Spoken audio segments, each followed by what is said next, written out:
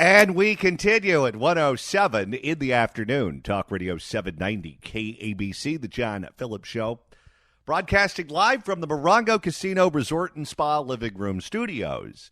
Mr. Randy Wangs at the sports desk in Culver City. John, we just got an email at johnnydon'tlikeshow@gmail.com. There's a petition going around that people on the west side in Marina Del Rey can sign if they want to not shut down the 90 freeway, because most residents of that part of town are like this guy. Oh, that's crazy. Yeah, I don't think they should do that. More wisdom in that one clip than on the entire L.A. City Council, sans Tracy Park. Pretty much. 800-222-KABC is the telephone number, 1-800-222-5222. It's a pleasure to welcome our next guest to the program. He is the KABC legal analyst and the co-host of the Too Many Lawyers podcast, which you can download wherever you download your favorite podcasts. You can follow him on Twitter at Royal Oaks. Royal Oaks, welcome. Hey, my pleasure, John. How are you? I'm good. So many subjects to talk about with you, so we're happy to have you today. Excellent. Yeah, lots of stuff going on in the news, and I know you've been talking a lot about this Marina Freeway, plus Donald Trump did not have a good day in the Big Apple. Lots going on. Well, let's start with the Marina Del Rey Freeway, because when the Congress, the U.S. Congress, passed the infrastructure bill on a bipartisan vote, they sold it as Washington, D.C., providing money to rebuild airports, to build freeways, to build bridges, to build railway, all of the things that you think about when you think of infrastructure. However, Karen Bass, the mayor of Los Angeles, wrote a letter to the Secretary of Transportation, Pete Buttigieg, and is asking for money to study taking the 90 freeway in Marina Del Rey offline and turning it into homeless housing. I think when people came up with their opinion on the infrastructure bill, they thought the money would be used to build stuff, not to tear what we have down and turn it into housing for the homeless. What's going on with this?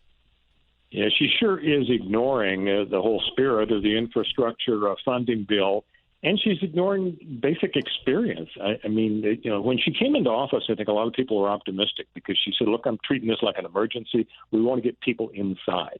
And that sounded right. It didn't sound like, well, we're going to pour more billions into constructing structures that people really aren't going to use. It sounded like she was motivated by compassion. But she's had a bunch of months now. And clearly what she's talking about is just the same old thing. It's taking a big step backwards in terms of infrastructure and the freeways, because what she's saying essentially is, I don't really care if there's more congestion on the LA freeways. What I want to do is basically pour more money into a failed system of getting more and more shelters, more and more houses, more and more motel rooms, which does absolutely nothing for the people for whom we should have a lot of compassion, namely the folks on the street suffering from mental health issues, drug addiction, alcoholism. It's just a total nutty idea.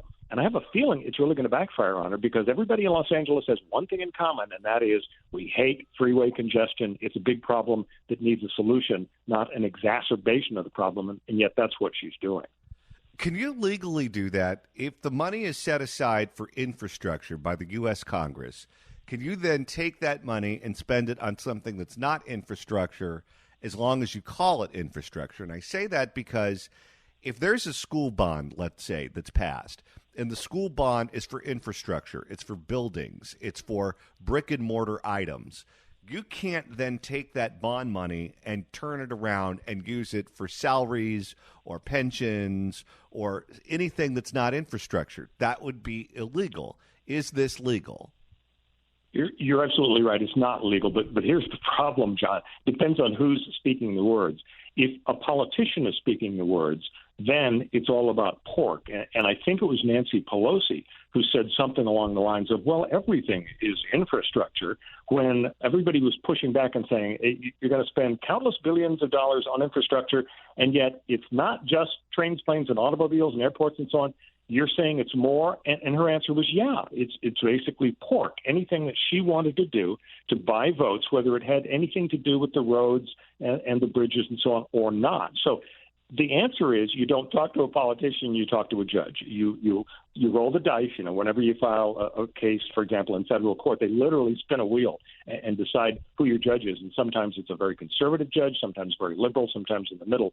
But the bottom line is that the judges are the backstop. They're the ones who have to be the adults in the room and say, okay, give me a break. Don't kid a kidder. I know this isn't infrastructure. What you're doing is trying to shift money over to a pet project. So, the short answer is it's illegal, and you just have to make sure you have a common sense judge hearing the dispute. Is it possible? I know when they try to build freeways, homeowners or environmental groups, they can tie the construction up in court for literally decades if they want to. If they actually try to take this 90 freeway offline and homeowners want to take them to court, can they tie this up in the courts forever? Well, it depends on whether the judge is impressed with the arguments of the people who want to tie it up. Basically, if the legislature passes a plan, and if it's an illegal plan, you say, okay, I'm going to go to court and I'm going to get some relief. And sometimes the judge says, well, okay, you filed your suit. That's pretty interesting. Now let me look at the clock on the wall. 2.5 years. That's about when you're going to get your trial. And so by then, the freeway is torn down and the homeless encampments are put up. It's like Disneyland for homeless people, only without the Autopia ride. And then you're completely lost. But if the judge is impressed with the argument that, hey, this is so patently illegal and the injury will be irreparable, we won't be able to unwind this thing and get the toothpaste back into the tube if you wait for 2.5 years. In that event, you can get a rational judge to say, okay, I'm putting an injunction on this. I'm stopping it cold. We will have a very extensive process of briefing and witnesses and experts and hearings and motions, and it'll all happen in the next few months. And then we'll decide whether or not this is a nutty idea to trash the Marina Freeway and replace it with a homeless encampment or not. So that again, is the key. You got to get a judge who is willing to say, I'm not going to sit around and wait for disastrous, irreparable stuff to happen in 2 years. I'm going to give everybody a fair, thorough hearing, notice, due process right now. We're speaking with Royal Oakes, co-host of the Too Many Lawyers podcast, which you can download wherever you download your favorite podcasts. Royal, the horrendous district attorney here in Los Angeles County, George Gascon, recently announced that he would not be seeking the death penalty for the man who admitted to gunning down a Los Angeles County sheriff's deputy in cold blood. The family was on stage with Gascon when he made this announcement. They say he didn't tell them before he said it that he was going to say it. They're furious. They want him to go.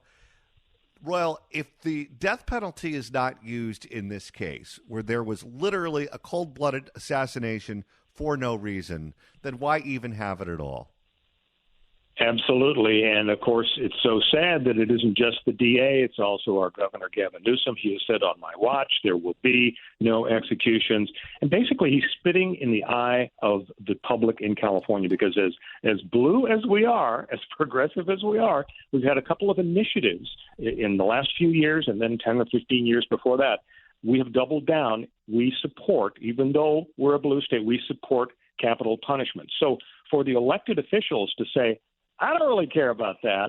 I have a personal thing about capital punishment, and I know the law says if you kill a cop, you're eligible for the death penalty. If you lie in wait, you're eligible. If you kill multiple people, that's the law, but I'm not going to enforce the law. Now, prosecutors generally have a lot of discretion in terms of who to prosecute and who to say, okay, we're going to dismiss the charges. And then once you do prosecute, they have a lot of discretion in terms of how hard they want to go. Do they want to go for manslaughter or go for murder? And if they go for murder, do they want murder one? Do they want the capital punishment? Yeah, they've got discretion. But when you come out with a blanket statement and say, oh, no, nobody, nothing, you can just dismantle those death chambers, beat them into plowshares, that is illegal. And, years ago, Rose Bird was Chief Justice of the California Supreme Court, and she paid the price. In 55 consecutive death penalty cases, John, she voted against upholding the death penalty. And every time she said, oh, well, I've got a reason. It's a technical thing. They didn't cross a T, and they didn't dot an I, and they didn't give Miranda warnings or whatever. Every time she made up a story, and the public got fed up with it. And somebody put it on the ballot to recall her and argued that she is lying. She has a personal objection to capital punishment. That's fine. but don't take the job where you have to be the Chief Justice and have to make rational, fair decisions about cases, because you're inflicting your personal bias against capital punishment on the people of California. And she was fired. She was removed along with a couple of other justices. So now, fast forward, I don't get why it's so hard to get rid of Gascon by the recall. Apparently, it's been a real struggle, multiple efforts and signatures and lawsuits and so on. And, of course, Gavin Newsom obviously survived his recall. So we're willing to vote for it as a body politic in California and say yes to capital punishment. But until now, or at least up until now, we haven't been willing to pull the trigger and recall any of the officials who are basically ignoring the law. If you go back to the 1960s and 1970s, Dick Nixon was president, and Nixon wanted Congress to spend less money than Congress was spending. But Democrats had huge majorities in both houses of Congress, and they wanted to spend like drunken sailors. So Nixon said, okay, I figured out a way around it. I'm going to stop asking them to spend less money. I'm the executive. I'm in charge of all of the departments that are supposed to spend the money. I'm going to instruct my cabinet secretaries not to spend a certain percentage of the money, and we'll just leave that money in the Treasury, and the U.S. government will have access to that money for other things. It was called impoundment.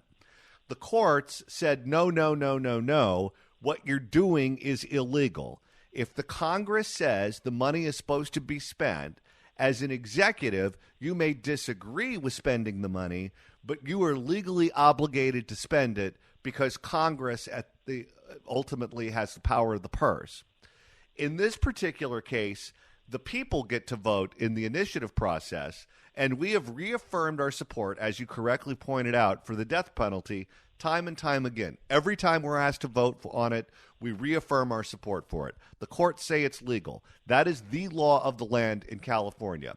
And you've got Newsom, and you've got Gascon, and you've got others who say, I don't care what the law is. I'm not going to apply it. I'm not going to enforce it. We're not going to do it. Why is it that Nixon got in trouble for not following the law, but these two can get away with it whenever they want to? Yeah, because we don't have judges with the courage to do the right thing. You're absolutely right. Nixon was involved in something where basically it's a separation of powers deal. So if Congress passes a law and say, okay, the law is X and here's the money to do it, Nixon had a chance to veto it. And if he vetoed it, the Congress would have a chance to override his veto with a 2/3 vote in the House and Senate. That's just the way the game is played. But the game is not played in a way where the Congress passes a law, Nixon doesn't test the veto. Instead, he just sort of secretly decides, I'm not going to spend it by virtue of impoundment. So he couldn't get away with it now, and our politicians shouldn't get away with it now either. And, of course, in between time, we saw the situation of Barack Obama when he really urged the Congress, hey, do immigration reform the way I like it. They didn't. And he even said in the course of the debate to his supporters, I can't do anything about it. If these creeps in Congress don't pass immigration reform, I can't do anything about it. Well, when they didn't pass it, as you know, he came up with the line, well, I've got a cell phone and a pen, and he implemented executive orders that basically ignored, defied, and overturned congressional law, and he got his hand slapped in several cases. So that's what we need is a Barack Obama-type series of lawsuits in California where somebody goes to the court and says, can you believe what Gascon and what Gavin Newsom are doing? The law is the law, and they're ignoring it, and we want you to step in and make sure that the right policy is implemented. So, again, it gets back to going to court and rolling the dice and hoping you get lucky and get a good judge. All right, Royal, I know this is the Fix California Hour, but while I have you here, I want to ask you about former President Donald Trump butting heads in court with the Attorney General for the state of New York, Letitia James. She's a partisan elected Democrat to statewide office there in the Empire State. What's going on with that case? Well, what happened is that, again, this is not a criminal case, as you say. It's not these 4 indictments that are criminal matters. It's a civil case where the Attorney General of New York filed a civil suit for fraud. You can have civil fraud in addition to criminal fraud. And basically she said, Trump's lying. He overvalued his assets by about $2 billion a year, and this is illegal. And, Judge, you should take control of his apartment houses and his buildings, Trump Tower, away from him because you can't cheat in the state of New York. Now, there's a trial coming up probably within the next week. We don't have a date carved in stone. But even before trial, sometimes judges can make rulings on strictly legal matters, a summary judgment process, and that's what this judge did. For a chunk of the AG's suit in New York, he has said now in the last day, okay, Trump loses, the attorney general wins, could be a $250 million fine. Now, Trump has a right to appeal, and he will, of course, immediately. So we don't know for sure if he really will lose control of his properties. We don't know what the financial impact would be. But speaking of bias, it hasn't been very thoroughly reported, but this judge, his title is Justice Arthur Engoron in New York, he's got kind of a track record of being pretty biased because months and months ago he had some preliminary hearings, and Donald Trump was arguing, this is improper. The AG is discriminating against me. And the judge said, Donald Trump doesn't fit that discrimination model. He's not being discriminated against based on race or religion. He's not a protected class. My understanding is that the attorney general is moving against him, and he's just a bad guy. She should go after his chief law enforcement officer of the state. So kind of interesting that the judge has decided Donald Trump is a bad guy even before any motions were resolved or any trial was held. But that just seems to be the way New York justice goes these days. A kangaroo court, complete kangaroo court. One of the disputes in this case is that they're alleging that Trump, I guess, inflated the value of his assets to qualify for loans that he otherwise wouldn't have qualified for. And there's a massive dispute over what the value of some of his properties are, where they're coming in with lowball numbers for properties like Mar-a-Lago and others saying, well, we think it's worth X. You may say it's worth Y, but we think it's worth X. Well, the property is worth whatever someone's willing to pay for it. You can look at the value of your house. I do on occasion. And if you look at Redfin, the value of your house may be one number, and then you look over at Zillow, and the value of your house is some number that in no way bears relation to the number that was on the other website. It's all a debate, and ultimately, both of them could be wrong. And if you find someone to pay more money than what those two websites say your home is worth, then the actual number is that one. Yeah, that's right, and that's one of the arguments that Trump used and that did not go well with this judge. And beyond that, though, even if Trump did fudge the numbers, and of course it's pretty common that people, they don't have Trump Tower, but in his situation, if he said it's worth $400 million and it was really worth $200 million, so then he goes to the bank and he gets a bigger loan. One of Trump's arguments was it's a no harm, no foul deal because the bank didn't get ripped off. There was no foreclosure, no loss of money for the bank. They actually made money on it. They made plenty of interest. And also, Trump argued that when he submitted his evaluation of his properties, there's a clause in the contract right there that says, do not rely on this. Do your own due diligence. Do your own research because this is not a guarantee of the actual value of this property. So he had plenty of arguments, but the judge's bottom line is, well, yeah, I hear that, but I really think you lied. The evidence is strong that you really defrauded you and your family members, and therefore I'm ruling against you. So Trump will have an opportunity to try to turn that around in the appellate court. Royal Oakes, KABC legal analyst, co-host of the Too Many Lawyers podcast. What's coming up on the next edition of Too Many Lawyers? Oh, my gosh. Did Hunter Biden really think it was a good idea to sue Rudy Giuliani for hacking into his laptop? That's guaranteeing more conversation, more litigation over the laptop with the pictures of him and the hookers and the blow and so on. There are going to be subpoenas and depositions. This is really, I think, a stupid idea. Plus, we're going to talk about how the Democrats are kind of pulling an Al Franken on Senator Bob Menendez. It's sort of, we love you unless you're an embarrassment that'll threaten our majority in the Senate, so why don't you just go home? So we'll talk about that and a lot more. Royal Oakes, co-host of the Too Many Lawyers podcast. Definitely check out the podcast, download it, subscribe to it. It's worth listening to. I personally recommend listening to it on airplanes. That's where I catch a bunch of my episodes. I binge listen to Royal and Connor, so check it out. I think you'll enjoy it. Royal, thanks so much for stopping by. Is that what it means to join the Mile High Club, to listen to my podcast? I hope not. I've always wondered what that meant, but I'm guessing. Well, it's entertaining, the podcast. I don't know if it's that entertaining, though. All right, I'll buy that. Okay. Royal Oakes, Thanks so much. If you'd like to email the show, you can do so at johnnydon'tlikeshow@gmail.com. That's johnnydon'tlikeshow@gmail.com. And Randy, if you want to go back and listen to the first hour today because you missed it, maybe you were at lunch, maybe you were in a meeting, maybe you're picking up your kid from school, whatever the case may be, it's easy to do. That's right. As soon as I finished cutting it, because I was busy doing something, I will have posted the 12 o'clock hour podcast, and you can download it at kabc.com. Click on podcast or the Apple Podcast app, iHeart, Spotify, search for The John Phillips Show, hit subscribe. You can download all the episodes, including the 12 o'clock hour that I'll get done in the next 5 minutes or so. I'm busy. It's Woo Wednesday. Ric Flair. It's Woo Wednesday. Yeah, baby. Woo, woo, woo, woo, woo, woo, woo, woo, woo, woo, woo, woo.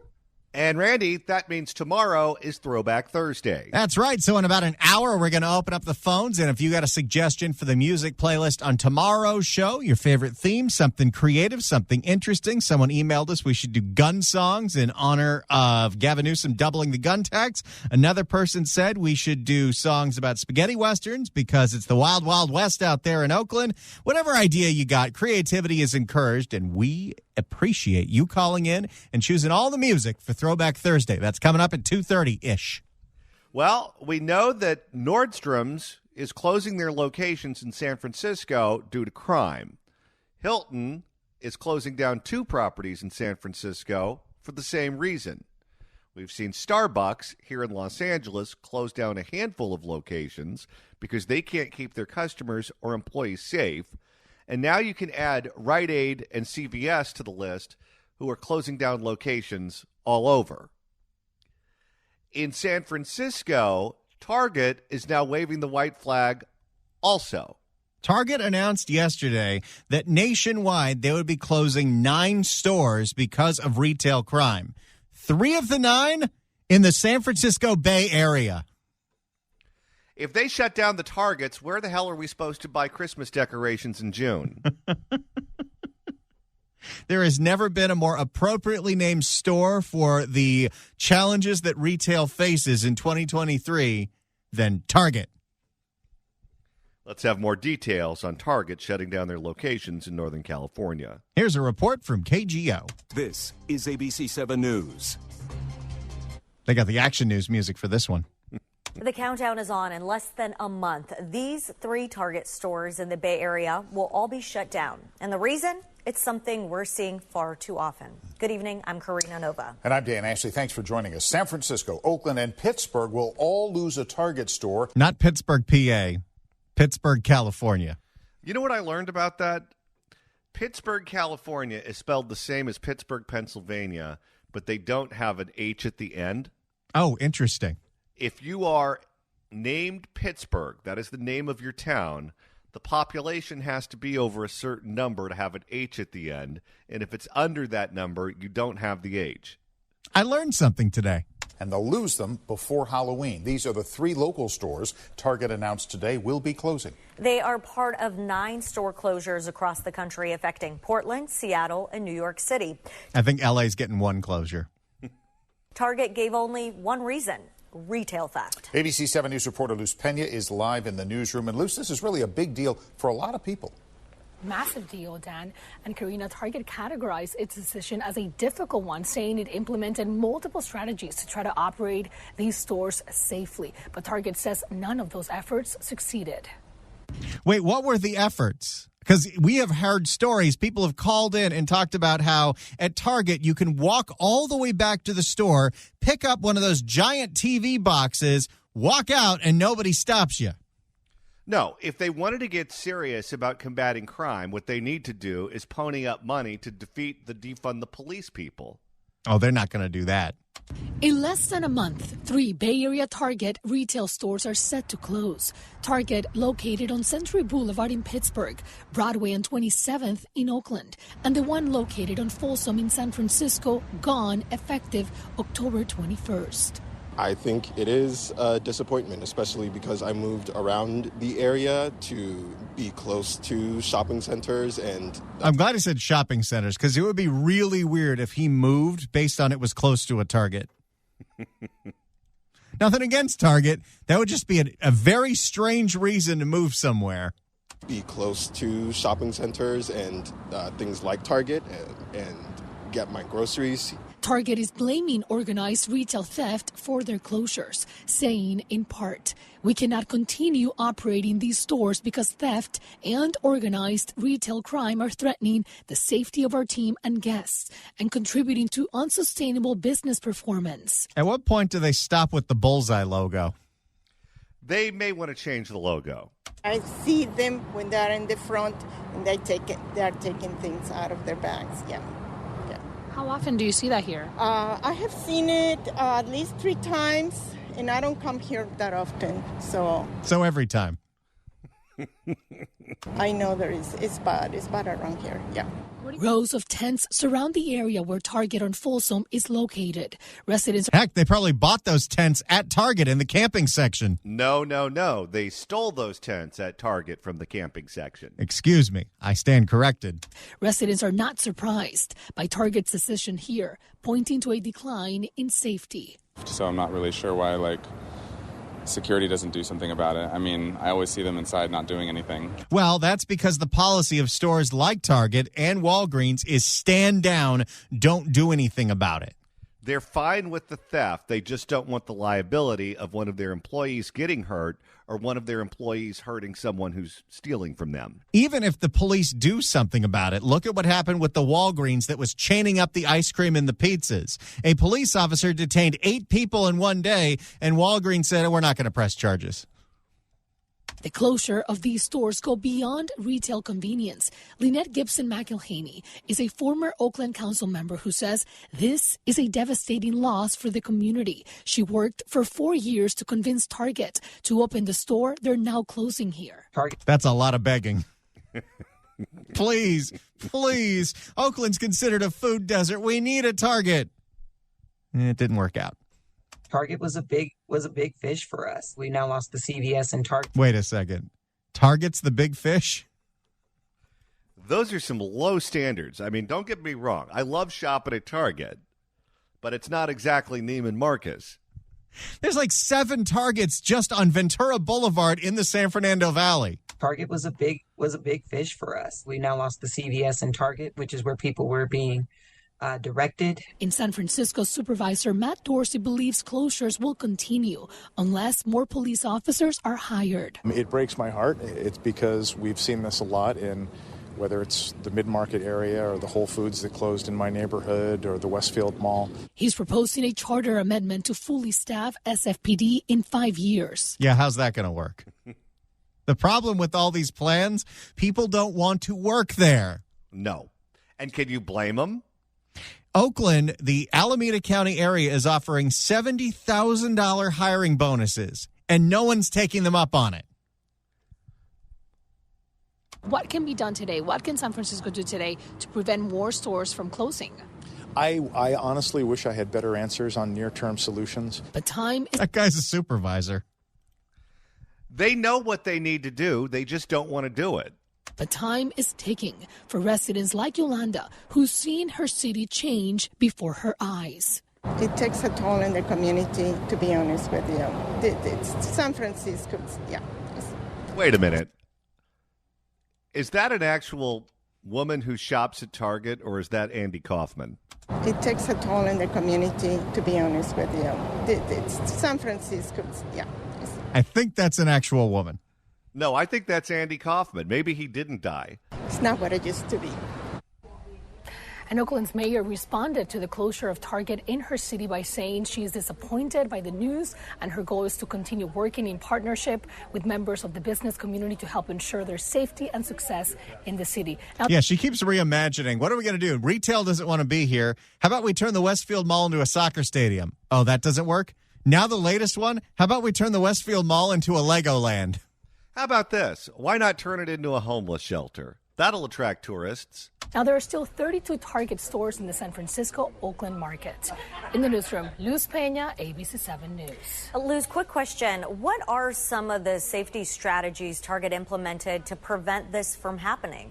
Well, Karina, Target's team said they made significant investments to keep stores safe, including hiring private security guards, training. Who are not allowed to do anything. No, it doesn't matter if you hire security guards that can't engage with someone who is robbing the store.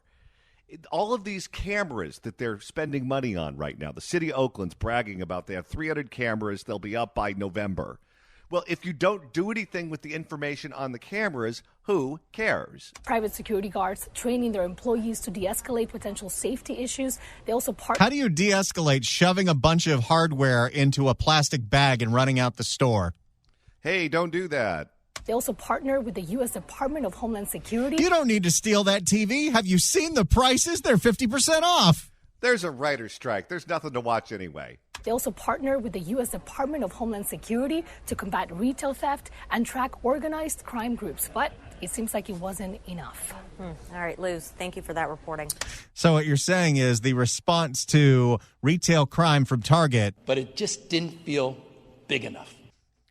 Over the weekend, one of my friends was at a Target when it was being robbed. And my friend is all of, let's say, 5'3", who's a flight attendant for a commercial airline. Tiny, tiny, tiny person.